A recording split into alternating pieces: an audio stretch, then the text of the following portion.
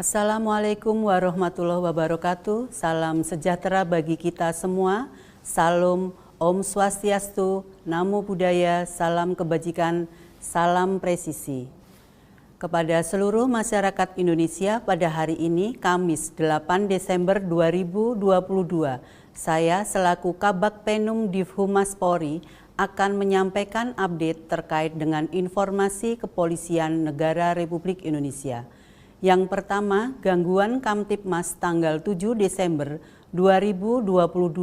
Secara umum, tren gangguan Kamtibmas mengalami penurunan sebanyak 81 kasus atau 5,10%, yaitu pada hari Selasa 6 Desember 2022 sebanyak 1.587 kejadian dan pada hari Rabu 7 Desember 2022 sebanyak 1.506 kejadian dengan rincian kejahatan sebanyak 1.466 kejadian, pelanggaran tindak pidana ringan sebanyak 15 kejadian, bencana sebanyak 3 kejadian, dan gangguan terhadap ketentraman atau ketertiban sebanyak 22 kejadian.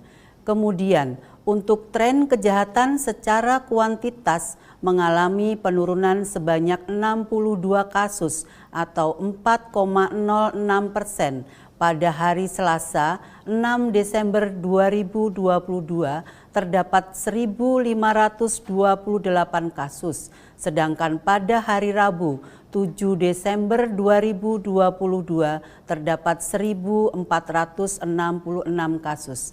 Apabila dilihat dari data tren jenis kejahatan yang menjadi catatan kepolisian, terdapat 5 kasus kejahatan yang jumlah kejadiannya tertinggi, yaitu antara lain pertama, pencurian dengan pemberatan sebanyak 139 kasus, 2. Narkotika sebanyak 73 kasus, ketiga curanmor sebanyak 34 kasus, keempat, pencurian dengan kekerasan sebanyak 11 kasus dan 5 judi sebanyak 9 kasus.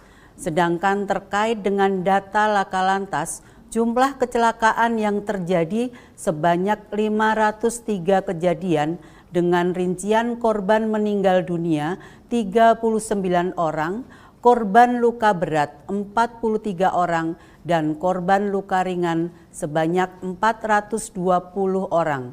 Adapun kerugian material sebesar Rp907.835.000. Selanjutnya terkait dengan kasus penambangan ilegal di Kalimantan Timur. Berdasarkan laporan polisi nomor LPA 00992 Romawi 2022 SPKT Dittipiter Bareskrim Polri tanggal 23 Februari 2022 terkait dengan dugaan penambangan ilegal yang telah berlangsung dari awal bulan November 2021. Adapun tempat kejadian perkara di Terminal Khusus PT MTE yang terletak di Kalimantan Timur dan lokasi penambangan dan penyimpanan batu bara hasil penambangan ilegal yang juga termasuk dalam PKP 2B PT SB. Rangkaian kegiatan tersebut dilakukan oleh 3 orang tersangka, yaitu BP berperan sebagai penambang batu bara tanpa izin atau ilegal, RP selaku kuasa direktur PT EMP berperan mengatur operasional batubara dari mulai kegiatan penambangan, pengangkutan, dan pemuatan dalam rangka dijual dengan atas nama PT EMP. Selanjutnya IB berperan mengatur rangkaian kegiatan penambangan ilegal pada lingkungan PKP 2B perusahaan lain dan menjabat sebagai komisaris pada PT EMP yang tidak memiliki izin usaha penambangan untuk melakukan kegiatan penambangan. Adapun pasal yang disangkakan yaitu pasal 158 dan pasal 161 Undang-Undang Nomor 3 Tahun 2020 tentang pertambangan mineral dan batu bara dengan ancaman hukuman pidana penjara paling lama 5 tahun dan denda paling banyak 100 miliar rupiah serta pasal 55 ayat 1 KUH pidana. Barang bukti yang berhasil diamankan adalah sebagai berikut. Yang pertama, 36 dump truck, 2, 3 unit handphone berikut SIM card, 3 buah buku tabungan, dan keempat, tumpukan batu bara hasil penambangan ilegal di terminal khusus dan di lokasi PKP 2B PT SB, serta 2 buah ekskavator dan 2 bandel rekening koran. Rencana tindak lanjut sampai dengan saat ini, penyidik masih melengkapi berkas perkara untuk kepentingan penuntutan dan peradilan. Selanjutnya terkait dengan dugaan tindak pidana korupsi dalam perjanjian jual beli bahan bakar minyak non-tunai.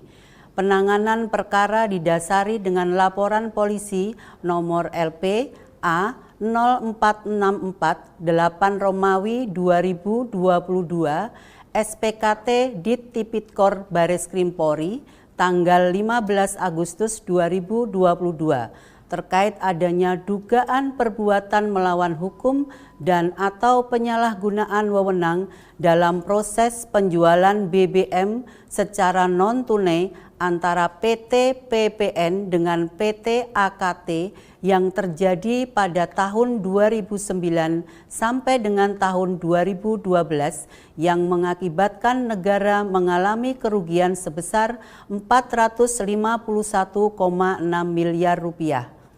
Pada hari Rabu tanggal 7 Desember 2022 telah dilakukan penggeledahan dengan lokasi sebagai berikut. Yang pertama di kantor PT PPN Sales Area Kalimantan Selatan Tengah, 2 kantor PT Pertamina Persero Marketing Operation Region 6 Integrated Terminal Banjarmasin. Adapun hasil penggeledahan yang dilakukan melibatkan tim dari Dittipid Siber Bareskrim Polri, tim PKN BPKRI, Ditreskrimsus Polda Kalsel, dan Polsek, yaitu berupa 7 unit CPU, dokumen terkait dengan data transaksi pada sistem MySAP dari server, kemudian dokumen terkait dengan pemesanan BBM PT AKT, serta dokumen lainnya yang terkait dengan perkara. Penyidik juga melakukan reka ulang atau rekonstruksi mekanisme pengaliran BBM dari depo BBM Banjarmasin kepada para transporting truk tangki maupun bunker sungai yang dilakukan di kantor PT PPN Sales Area Kalimantan Selatan Tengah. Demikian update pada hari ini dan kita tunggu bersama untuk update berikutnya. Wassalamualaikum warahmatullahi wabarakatuh. Salam presisi.